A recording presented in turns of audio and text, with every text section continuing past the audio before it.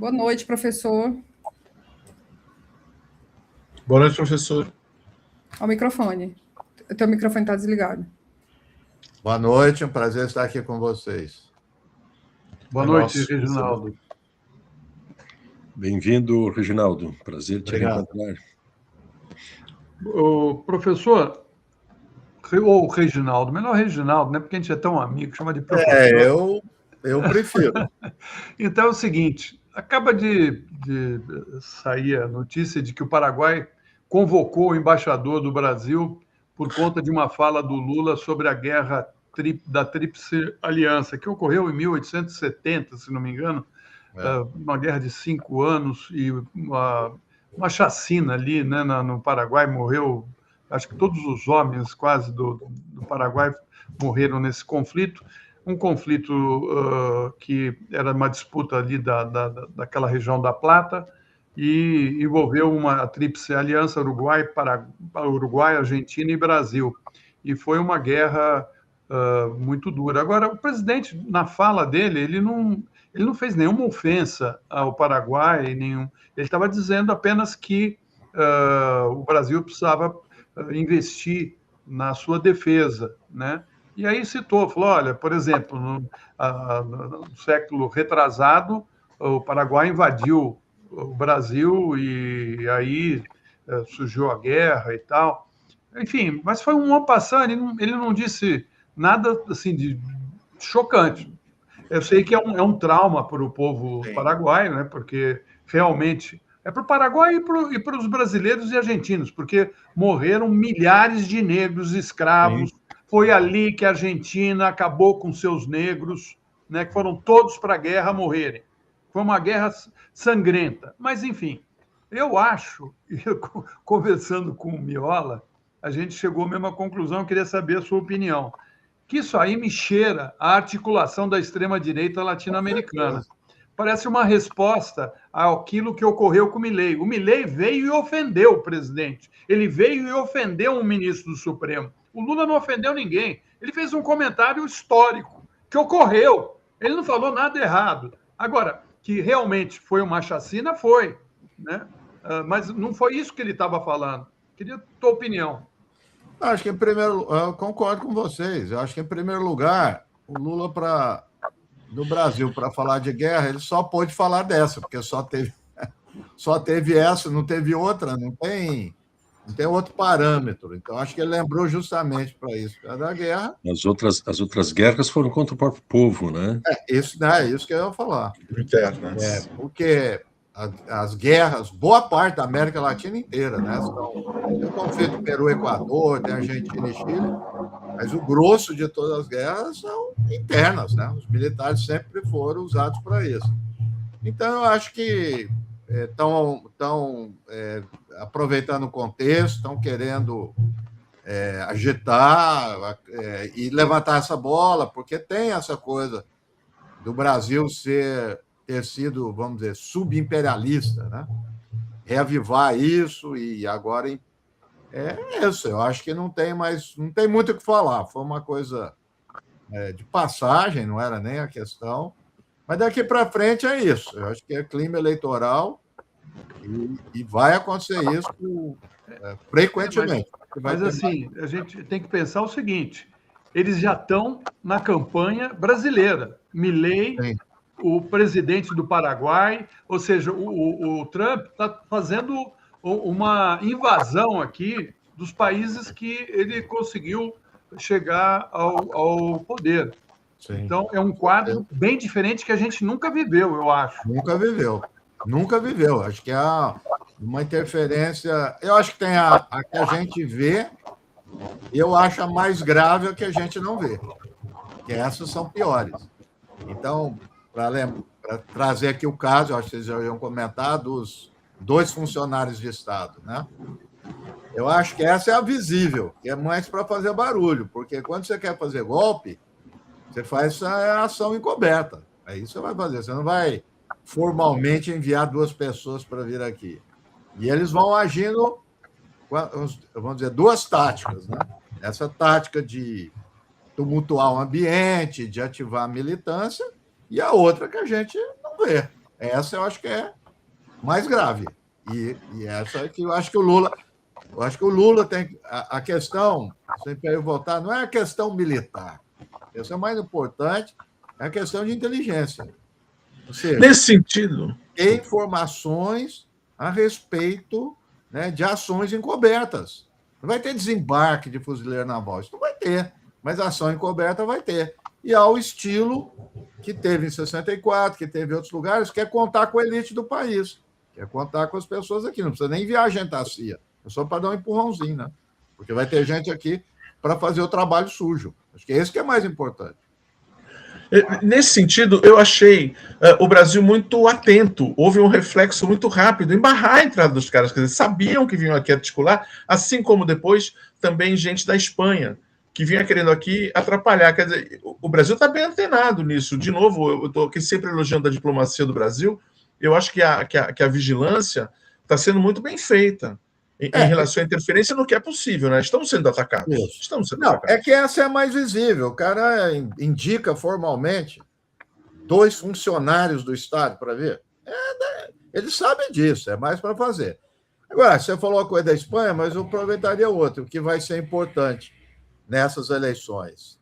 Ao mesmo tempo que tem a tentativa de interferência internacional, também tem órgãos internacionais para testar a legitimidade das eleições. Acho que isso vai ser muito importante também.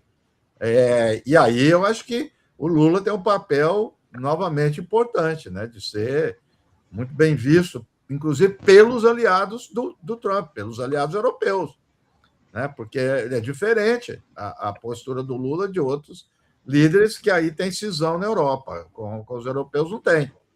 Então, o Brasil vai ter que recorrer internacionalmente também, para fazer o contraponto, né? Boa. Reginaldo, no último dia 28, terça-feira, o Trump recebeu na Casa Branca, em 2 momentos, o Zelensky, presidente da Ucrânia, e o Netanyahu, primeiro-ministro de Israel. O Zelensky, inclusive, ele assinou um termo de licenciamento para a Ucrânia produzir mísseis interceptadores, né, em território ucraniano. Como tu enxerga esta mensagem, esses encontros do Trump, e quais são os desdobramentos, do teu ponto de vista, que poderemos ver daqui para diante a partir desta mensagem que ele envia ao mundo? Eu acho que aí, apesar dos dois, né, os Estados Unidos estão envolvidos nas duas diretamente, são os casos diferentes. Eu acho que, inicialmente, o Trump e uma parte dos republicanos tinham realmente a intenção de acabar com a guerra da Ucrânia e cortar ajuda, todo quanto é tipo de ajuda, apoio aos Zelensky. Acho que após a entrada dele da posse, começou uma pressão dentro do próprio Partido Republicano contra isso, né? Por várias razões, né? Uma delas é a produção de armas. Antes de ontem, saiu no Washington Post, uma das grandes fornecedoras, que é uma empresa Lockheed Martin, está com uma encomenda de mísseis Patriot de 59 bilhões de dólares, né? Então, assim, a indústria armamentista nunca esteve tão ativada como antes. Então, eles não vão querer cortar isso, de jeito nenhum. Então, eles vão intensificar. E o Trump, a tática dele qual é? Ele apostava que a Rússia ia vencer. Ele não está nem aí. Ele quer o vencedor. A Ucrânia, com todos os problemas que está tendo de pessoal de reservistas para ir combate, gente fugindo, largando a fronteira, mas ela está levando adiante mais do que se esperava. Há muitos anos, já há algum tempo, a Rússia vai liquidar, e não está. E a Ucrânia tem alcançado algumas ações militares importantes. Então, o Trump joga com isso. Ele está vendo que está tendo um desgaste muito grande da Rússia, então acho que ele mudou a perspectiva. A Rússia se aproximou bastante da China, né? Então a perspectiva mudou e a tendência, a não ser que mude o campo de batalha, é ele apoiar o Zelensky. Eu acho que vai por aí. O caso Netanyahu, já conversamos aqui outras vezes, eu não acredito nessa coisa. Existe o lobby, óbvio, Mas não é, Israel não conduz a política externa dos Estados Unidos, como a maioria das pessoas fica dizendo. É um jogo. O Trump joga bem esse jogo. Lembro quando ele fez o acordo último com o Irã e Israel continua atacando, ele disse que era Israel que estava atrapalhando, vazou coisa dele falando Netanyahu, que é tudo armação. É bad cop, good cop. Ele usa Israel, ele usa o Netanyahu. E levar o Netanyahu lá quer dizer o seguinte: a guerra do Irã não vai ter fim e Gaza, idem. 70% de Gaza está na mão de Israel. Isso vai continuar até eles completarem o serviço em Gaza.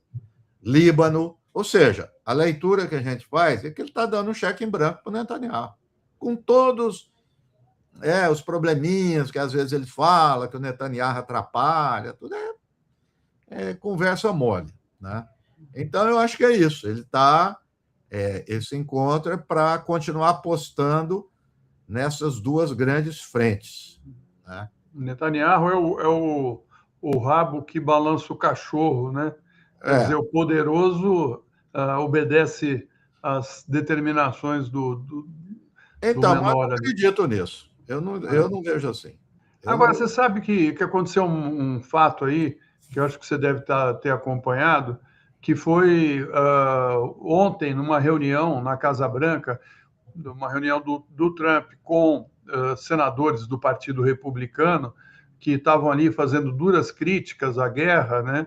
Inclusive, um deles falou: olha, tem que explicar melhor essa guerra, porque o povo dos Estados Unidos não está entendendo o motivo dessa guerra. E essa discussão toda começou porque o Trump estava querendo algumas dezenas de bilhões de dólares para armamento, né? E eles teriam que liberar. Mas disse que ele estava muito nervoso, que ele ficou muito nervoso. Você acha que ele está nervoso porque ele não está conseguindo resultados nessa guerra, porque ela está se arrastando? Ontem mesmo, né? E acho que hoje também, ele fez ataques pesados contra o Irã. Sim. Não, acho que duas coisas.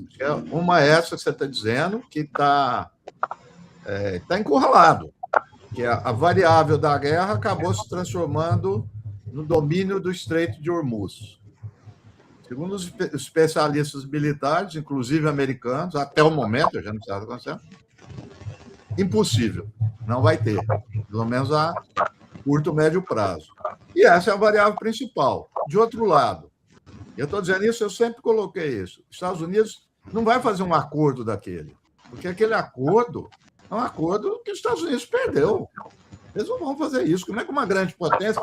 Não existe na história das relações internacionais. Uma grande potência faz com uma potência menor um acordo que ela perde. Isso não existe. Não vão aceitar. Então, está no impasse. Ele não aceita, mas ele não consegue dominar o Hormuz. Então, vai ficar isso. Períodos de cessar-fogo e períodos de guerra, de ataque, até haver algum esgotamento. Todo mundo, os economistas, apostavam economia, só um parênteses, é a coisa mais surreal que tem. Eu acho que não existe ciência econômica, não existe isso. Eles fazem as maiores projeções matemáticas, etc. O barril acima de 100 vai ser impossível. Há quanto tempo que nós estamos nessa oscilação? E continua. Isso eu não sei explicar. Então, ele está nisso. E a outra variável qual que é? Eleição em novembro, que tudo indica que ele vai perder as duas casas. Aí é que está. E aí tem um racha, uma parte, não é forte, no MAGA, que é o pessoal que é contra o apoio a Israel. Esse pessoal faz barulho. O próprio Steve Bannon, aquele Tucker Carlson, esse pessoal faz um barulho contra ele na opinião pública. E a opinião pública está, mesmo de republicano, está reprovando o apoio. Então, ele está realmente com problemas, bastante problema, esses dois embrólios aí. E, enquanto isso, um terceiro, vamos dizer assim, entre aspas, invisível, né? A China crescendo cada vez mais em influência, em poder e tal. Ele está encurralado, ele não sabe. Não tem. Quer dizer, os Estados Unidos, às vezes a gente pode discutir estratégias, etc. Não tem estratégia nenhuma. Ele só faz jogo tático, é curto prazo, ele não tem. Ele não quer não tem ideia de longo prazo, grande estratégia, não tem nada disso. Né? Por fim, só para concluir, essa questão com o Irã, eu vejo muita gente falar o Trump. Não é o Trump. Isso é coisa dos Estados Unidos. Isso é coisa do Pentágono, da elite americana. Eles não vão engolir isso. Não adianta. É um negócio que vem desde 79. Como é que eles vão engolir isso? Não vai. Então, é esse o que procó eles estão metidos. Enquanto isso, as monarquias do Golfo estão lá fazendo as suas coisas independente dos Estados Unidos. Outro dia eu li uma notícia, depois não consegui confirmar, seguir, mas interessante, porque Emirados Árabes, que depois da Arábia Saudita é o mais importante ali, aderiu formalmente aos Estados Unidos e a Israel, e saiu da OPEP. Ok, a gente já sabia disso. Nesses últimos ataques do Irã, nenhum foi contra os Emirados Árabes. Então, essa fonte que eu li dizia que está tendo um acordo debaixo do pano. Então, ou seja, os Estados... O Irã e os Emirados Árabes. Hã? Um acordo debaixo dos panos com o Irã. Isso, Irã e Emirados Árabes, porque não está atacando Emirados. Sim. Não deu nenhum ataque agora. Então, esses países da monarquia do Golfo não tem mais a guarda protetora. Né? Não tem coisa. Então, eles estão numa situação difícil, o que eles vão fazer? Eles vão se virar. Cada um vai por si. Então, está tendo muito isso no mundo. Os países estão agindo por conta própria, sem aliança, sem grupo, sem nada. Então, meio que a deriva. Né? Então, ele não controla mais, os Estados Unidos não controla mais as monarquias do Golfo. Não controla mais, perdeu o controle. Então, ele tem que ficar nervoso mesmo, Florestan. Oi? Tem que ficar bravo, né? Bravo. Eu queria trazer aqui, você viu essa notícia que saiu agora há pouco, que a Cristina Kirchner está recorrendo à ONU para tentar ser candidata a 1 ano das eleições na Argentina. Ela está dizendo que ela vai apresentar ali uma reclamação no Comitê de Direitos Humanos da ONU para tentar reverter a condenação que a impede de ocupar cargos públicos. Né? A iniciativa ocorre há pouco mais de 1 ano da corrida presidencial e acho que ali há talvez uma possibilidade. Você acredita que ela consegue reverter esse caso na ONU? Bom, juridicamente eu não sei. Tinha que chamar aqui o Serrano. O Valim não dá para chamar porque ele é o advogado dela. O Valim é o advogado dela. Olha, se conseguir, que eu saiba, é inédito, né? Seria inédito. O Lula não conseguiu. Hã? O Lula não conseguiu, raramente se. Esse é um movimento. Que é a ideia de soberania, né? Que, a gente volta e meia fala de soberania, sei lá, para o bem, tem para o mal também. Como é que vai passar isso em cima do tribunal? É um caso inverso, né? Que não é de liberar, que é condenar, que ficou famoso, que é do Pinochet. Mas é uma condenação de tribunal internacional, aí vai para outro campo. Mas também envolve a questão de soberania. É um grande quiprocó no sistema internacional isso. Não, mas no caso do Pinochet, porque inclusive era condenação em relação aos crimes cometidos contra estrangeiros. Isso. Não só. Não, tudo bem. Mas o argumento acabou sendo territorial, porque foi cometido dentro do Chile, né? E aí que foi a extraterritorialidade, né? Mas, enfim, eu não sei juridicamente, mas é fato que nunca aconteceu. Mas ela vai fazer um barulho, né? Isso que importa, vai fazer um barulho político, internacional, também chamar a atenção da sociedade argentina no meio desse caos aí que eu me lei, né? Professor, nesse corte argentino, e essa declaração da vice-presidente Victoria Villarroel, de que o presidente Milei está com problemas mentais. Ela chamou o presidente de louco. Eu te pergunto, foi uma metralhada no pé ele ter vindo ao Brasil fazer esse ataque tão rasteiro, tão de baixo nível, com uma repercussão negativa? O Florestan conversou comigo, eu não vi isso que é da vice. Temos a declaração. Eu não vi, eu vi era do ex-presidente, do Fernandes, Alberto Fernandes. Do Alberto Fernandes. Eu não vi da vice, não. Não, se for da vice, é uma crise institucional.